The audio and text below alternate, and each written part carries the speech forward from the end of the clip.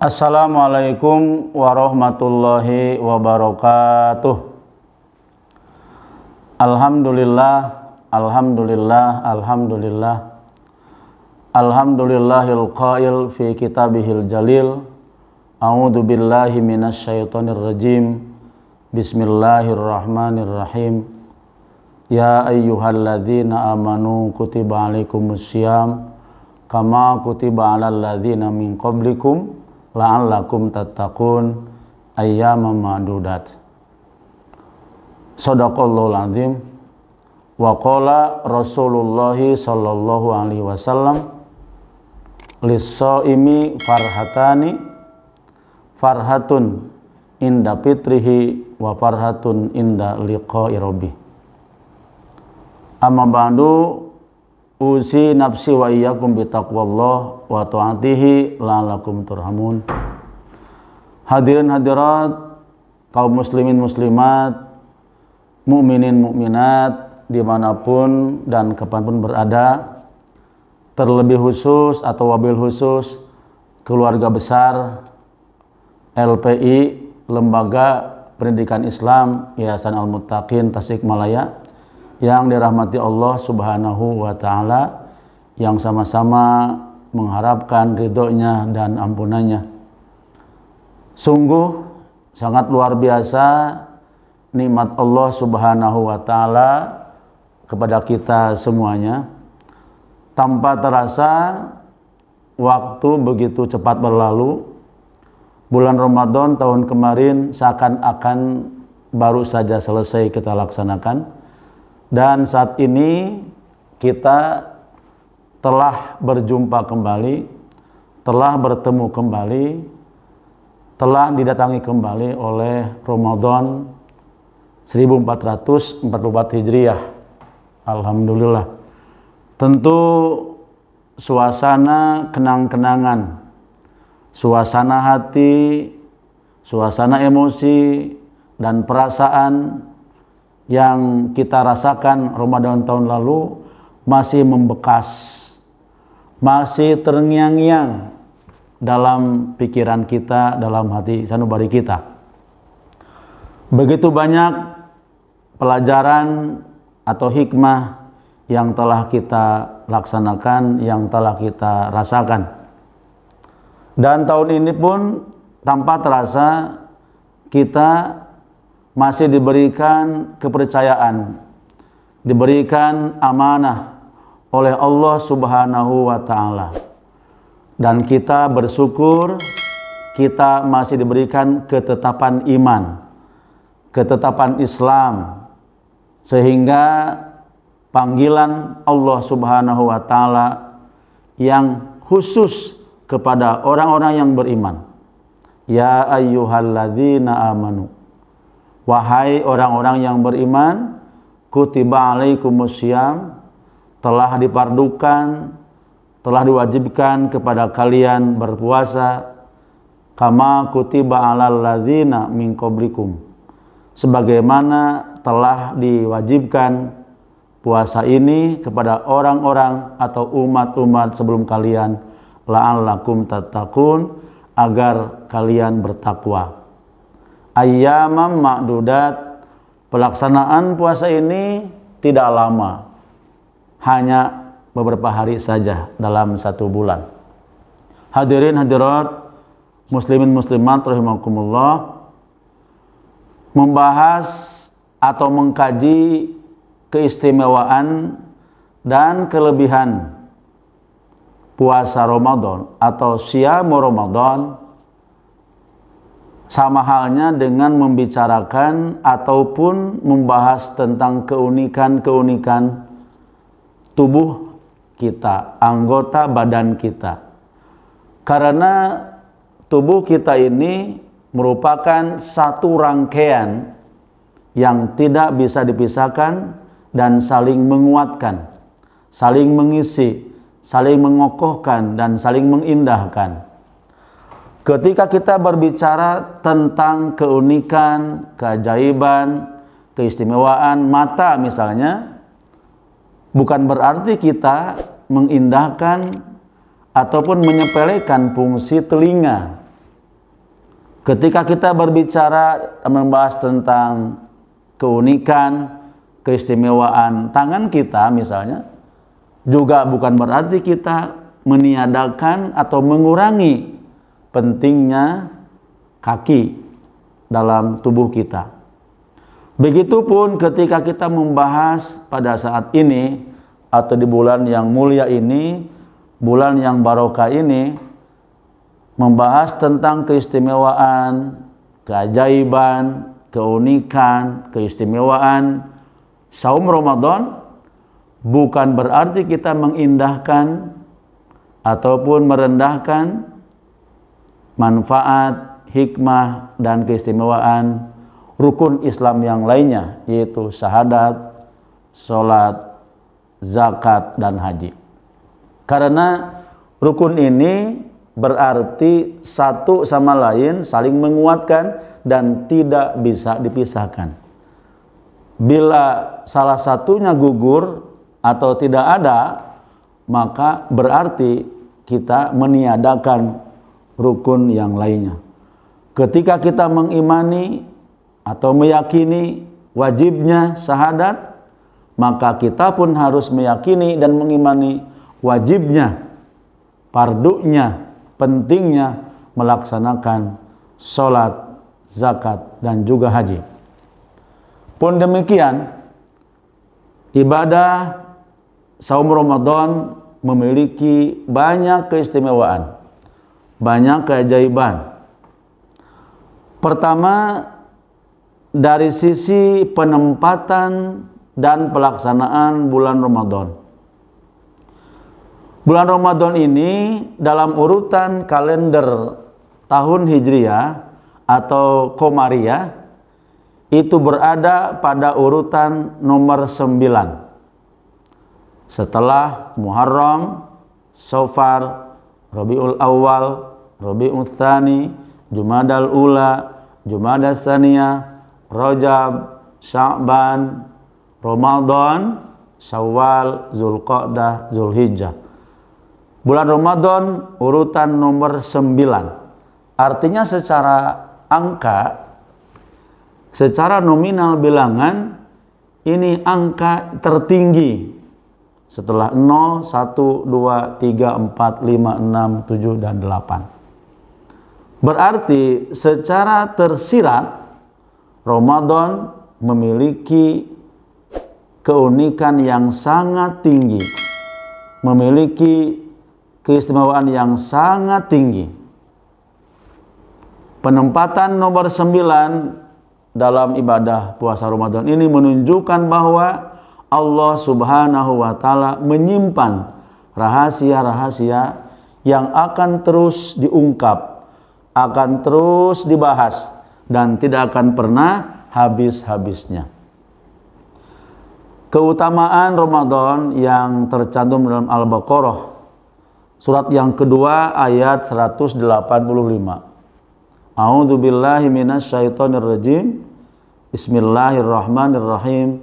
Syahru Ramadhanal ladzi unzila fihil Qur'an. Bulan Ramadan adalah bulan diturunkannya Al-Qur'an. Hudal linnasi wa bayyinatim minal huda wal furqan.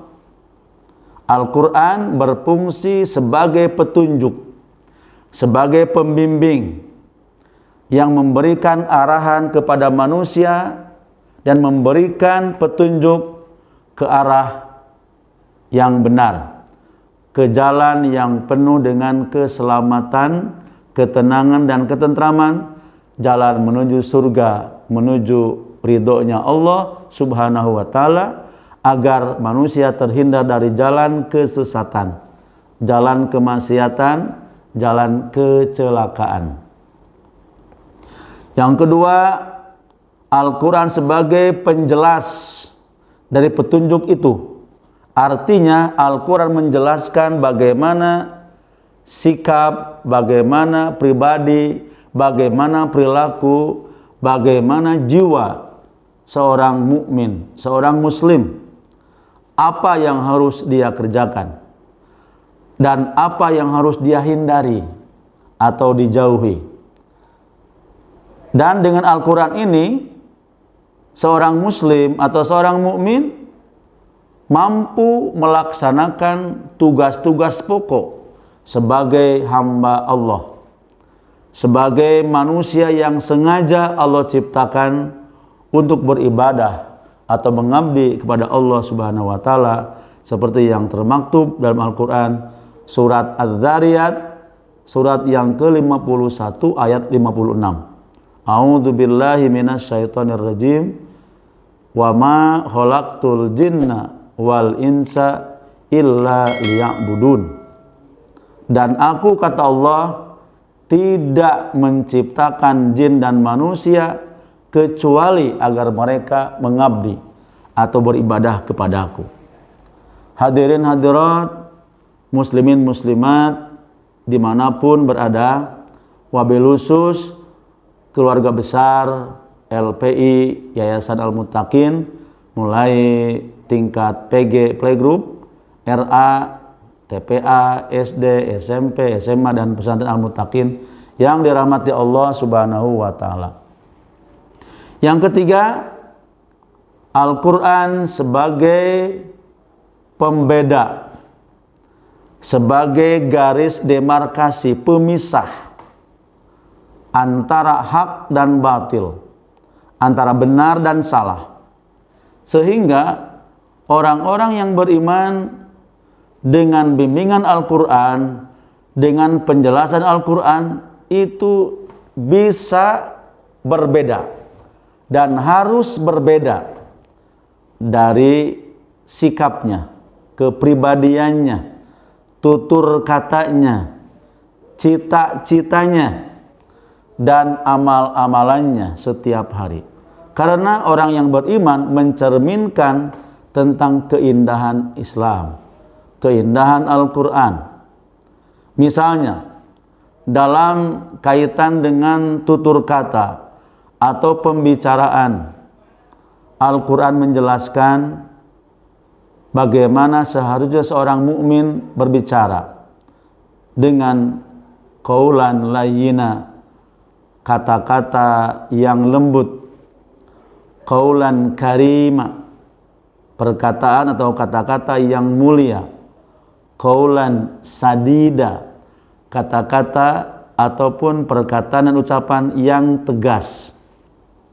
Nah, ini menunjukkan bahwa pengaruh Al-Quran dalam kehidupan seorang mukmin tercermin dari tutur katanya, dari bahasanya, sehingga dia mampu menghindari perkataan-perkataan ataupun pembicaraan-pembicaraan yang menyakitkan orang lain atau mengandung unsur kebencian dan kedengkian. Yang kedua, dari sisi perilaku ataupun sikap seorang mukmin yang beriman dan meyakini kepada Al-Quran sebagai wahyu dari Allah Subhanahu wa taala, maka dia akan bersikap rendah hati, tawadhu, menghormati ataupun menghargai orang lain, berbakti kepada kedua orang tuanya, menyayangi kepada yang lebih kecil dari dirinya, menghormati orang yang lebih tua dari dirinya, saling mengasihi, saling menyayangi. Dalam bahasa kita, dalam bahasa Sunda, kita mengenal istilah silih asih, silih asuh, silih asah. Artinya kita dengan siapapun, terlebih atau wabil khusus sesama orang-orang yang beriman, itu harus saling menyayangi dan mencintai karena Allah. Al-hubbu fillah wal bugdu fillah. Bagaimana hal ini bisa tercipta atau bisa tercapai? Maka syaratnya adalah bagaimana seorang mukmin harus mampu mengendalikan diri. Dalam bahasa Inggris dikenal dengan istilah self-controlling, pengendalian diri. Karena sikap self controlling ini mampu menahan, mampu mengendalikan. Jadi pengendalian diri ini, self control ini mampu mengendalikan gejolak-gejolak hawa nafsu atau nafsu-nafsu lainnya dalam diri manusia. Kita mengenal dalam diri manusia itu ada namanya nafsu bahimiyah, nafsu kebinatangan, di mana binatang ini disebutkan dalam Al-Quran surat Muhammad, surat yang ke-47 ayat 12, walladzina kafaru yatamatta'una wa ya'kuluna kama ta'kulul an'am wan naru mathwal lahum. Nafsu bahimiyah, nafsu kebinatangan ini yaitu nafsu yang hanya menuruti atau mengikuti keinginan untuk menikmati kelezatan bersifat lahiriah atau fisikli. Jadi orientasinya hanya makan, hanya minum, menyalurkan nafsu seksualitas tanpa batas, tanpa memandang apakah itu boleh atau tidak boleh, halal ataupun haram. Banyak manusia yang terjerumus ke dalam nafsu bahimiyah, nafsu kebinatangan ini, sehingga mereka hanya punya orientasi, hanya punya cita-cita bagaimana biar perutnya kenyang, bagaimana nafsu syahwatnya tersalurkan.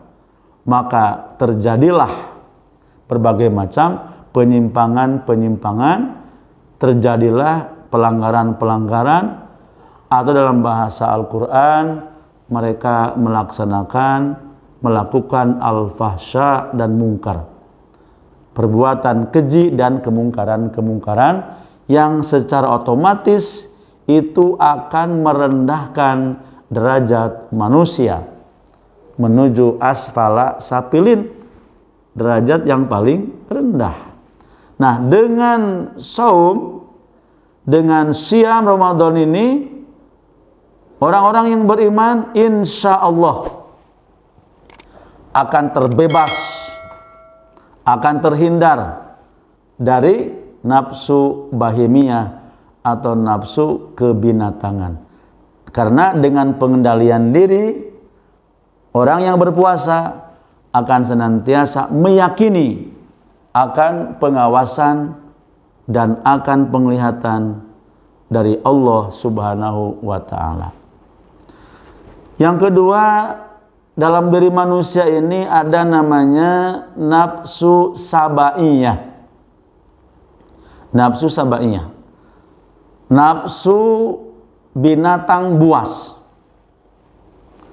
Kita kenal dan kita tahu dalam keseharian kita yang namanya binatang buas, misalnya kalau di laut atau di darat seperti harimau atau macan, ular, ya. Kalau di air itu seperti buaya. Itu binatang buas ini untuk mengkonsumsi, untuk memenuhi kebutuhan dirinya, maka dia harus membunuh, menghilangkan nyawa makhluk lainnya dengan cara apapun, dengan cara digigit, dengan cara dicakar, atau dengan cara apapun sesuai dengan kapasitas dan insting yang mereka miliki dan diberikan oleh Allah Subhanahu wa ta'ala. Binatang buas ini tentu ketika akan memenuhi kebutuhan pokoknya, maka dia akan mengintai, akan melirik, akan melihat siapa yang harus atau apa dan binatang apa yang akan saya bunuh. Kalau macan, kalau harimau, atau kalau singa, biasanya dia akan melihat seekor kambing atau domba, rusa, dan sejenisnya. Tanpa itu, maka dia tidak akan bisa memenuhi kebutuhan pokoknya. Begitupun manusia.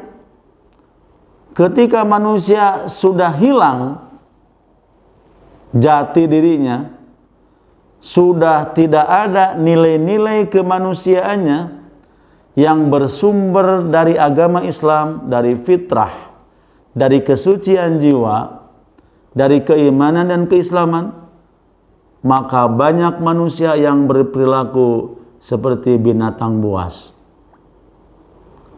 Tidak aneh bila kita mendengar berita-berita saat ini, baik secara online ya atau offline, banyak manusia yang melakukan pembunuhan atau kejahatan, melukai orang lain. Naudzubillah, tsumma naudzubillah min dzalik. Sehingga banyak kasus-kasus yang diberitakan tentang kejadian pembunuhan, perkelahian, permusuhan antar manusia, antar kelompok dan sebagainya. Naudzubillah min dzalik. Dengan adanya siamu Ramadan, maka manusia, khususnya orang-orang yang beriman, dengan pengendalian diri atau imsakun nafsi, tentu dia akan terhindar, akan terjauhkan dari nafsu sabaiyah yang terlaknat dan terkutuk ini. Yang ketiga, dalam diri manusia itu ada juga nafsu malakiyah. Artinya ada kecenderungan manusia untuk meninggalkan kelezatan-kelezatan duniawi. Seperti malaikat, mereka tidak makan, tidak minum, tidak punya akal, tidak punya nafsu, sehingga manusia ini melupakan atau meninggalkan kudratnya, meninggalkan nilai-nilai prinsipil, nilai-nilai yang pokok di dalam memenuhi fisiknya, kebutuhan jasmaninya. Karena Allah Subhanahu wa ta'ala sebelum menciptakan manusia, Allah sudah mempersiapkan fasilitas-fasilitas. Dalam Al-Quran surat Al-A'raf, surat yang ke-7, ayat yang ke-10, Allah berfirman, A'udzu billahi minasyaitonir rajim, walaqad makkannakum fil ardi waja'alna lakum fiha ma'ayish. Kami, kata Allah, telah menempatkan kalian di muka bumi ini, dan kami telah menciptakan fasilitas-fasilitas kehidupan. Air, tumbuh-tumbuhan, buah-buahan, dan segala macam fasilitas yang Allah berikan di dunia ini untuk kepentingan, kemaslahatan, dan kesinambungan manusia. Sehingga dalam kacamata Islam, ketika kita mengkonsumsi makanan atau minuman ataupun menyalurkan nafsu syahwat seksual kita kepada pasangan suami istri yang halal, yang sah menurut Islam, maka itu sebetulnya bukan hanya sekedar urusan dunia, tapi itu merupakan ibadah, merupakan bentuk pengabdian dan pengamalan atas perintah Allah Subhanahu wa ta'ala. Nah, dengan siam Ramadan ini, mengkonsumsi makanan, mengkonsumsi minuman, dan sebagainya, itu diatur. Jangan sampai manusia meninggalkan selama-lamanya, meninggalkan seluruhnya, tapi diatur. Khusus untuk siang hari Ramadan, dari terbit fajar sampai maghrib manusia atau orang yang beriman menghindari kebutuhan-kebutuhan pokoknya, kebutuhan-kebutuhan fisiknya, makanan, minuman, dan nafsu syahwatnya. Tetapi ketika maghrib datang, maka di situ diperintahkan oleh Allah Subhanahu wa taala untuk kembali menikmati hidangan dari Allah Subhanahu wa taala. Maka alangkah indahnya Islam ini. Islam, Al-Quran atau Allah Subhanahu wa taala beserta Rasulullah Shallallahu alaihi wasallam bukan hanya melihat manusia dari sisi kebutuhan rohaninya, kebutuhan spiritualnya, kebutuhan agamanya, kebutuhan fitrahnya, tapi juga Islam mengatur kebutuhan-kebutuhan jasmaninya, kebutuhan-kebutuhan fisiknya, sehingga ada tawazun, ada keseimbangan, ya. Karena kalau tidak ada keseimbangan, maka akan terjadi kekacauan, akan terjadi benturan-benturan. Misalnya ketika manusia terpenuhi unsur-unsur jasmaninya saja, sementara unsur-unsur rohaninya terbengkalai, tertinggal atau ditiadakan, maka akan timbul kekacauan dalam pikirannya, dalam hatinya, dalam jiwanya. Begitupun ketika manusia hanya terpenuhi unsur-unsur rohaninya saja, unsur-unsur batinnya saja, spiritualnya saja, sementara unsur jasmaninya terbengkalai, diindahkan, ditiadakan, pun sama, dia tidak akan beribadah secara maksimal. Kenapa? Karena kekuatan rohani harus ditopang oleh kekuatan jasmani. Kekuatan batiniah harus ditopang oleh kekuatan dohiriyah atau lahiriyah. Inilah bentuk keseimbangan dalam Islam, di mana unsur-unsur jasmani harus terpenuhi, juga unsur rohani harus terpenuhi. Inilah diantara manfaat, diantara hikmah atau barokah Siyam Ramadan yang senantiasa kita lakukan, dan ini akan terus-menerus kita rasakan kenikmatannya. Karena jaminan dari Rasulullah Shallallahu alaihi wasallam, beliau bersabda, lis-shaimi farhatani. Bagi orang yang berpuasa itu ada dua kebahagiaan, dua kesenangan. Pertama, farhatun inda fitri atau iftarihi. Kesenangan, kebahagiaan ketika berbuka. Baik berbuka di saat maghrib atau berbuka ketika Idul Fitri. Yang kedua, farhatun inda liqa'i rabbi. Kebahagiaan, ketenangan dan ketentraman ketika berjumpa dengan Allah Subhanahu wa taala. Alangkah indahnya orang yang berpuasa, orang yang sukses, orang yang berhasil dalam puasanya akan dipanggil oleh Allah Subhanahu wa taala dengan panggilan, ya ayyatuhan nafsul mutmainnah irji'i ila rabbiki radiyatan mardiyah fadkhuli fi ibadi wadkhuli jannati. Wahai jiwa yang tenang, kembalilah engkau kepada Tuhanmu, kepada Rabbmu dengan perasaan ridho dan diridhoi. Masuklah engkau ke dalam golongan hamba-hambaku dan masuklah engkau ke dalam surgaku. Inilah panggilan istimewa, panggilan kasih sayang. Jadi ketika di alam dunia, ketika berpuasa, kita dipanggil dengan sebutan atau panggilan, ya ayyuhalladzina amanu, wahai orang-orang yang beriman. Dan ketika kita menghadap Allah, ketika kita menghadap ilahi Rabbi dalam kematian, kita dipanggil, ya ayyatuhan nafsul mutmainnah, wahai jiwa yang tenang. Itulah diantara manfaat, barokah dan keistimewaan Ramadan yang insya Allah akan terus kita laksanakan dan terus kita tingkatkan, karena kenikmatan yang kita rasakan selama ini tentu tidak cukup dengan kata-kata, tapi dengan perasaan yang begitu luar biasa. Ini anugerah dari Allah Subhanahu wa taala.